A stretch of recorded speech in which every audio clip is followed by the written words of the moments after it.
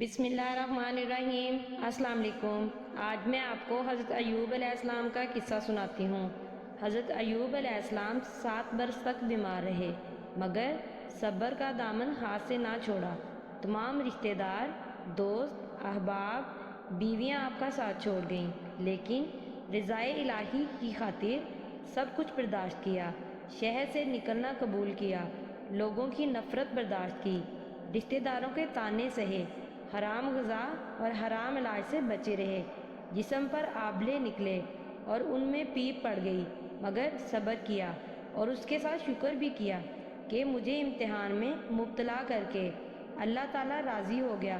اللہ تعالیٰ نے فرمایا، اے میرے ایوب، تیرے صبر اور شکر کو سلام کرتا ہوں۔ ایڑی مار، چشمہ جاری ہو جائے گا، پانی پی اور غسل کر صحت مند ہو جائے گا، اور دوبارہ تجھے وہی سرداری عطا کروں گا، کیونکہ میرا وعدہ ہے، بے شک اللہ صابروں کا مددگار ہے۔ جزاک اللہ۔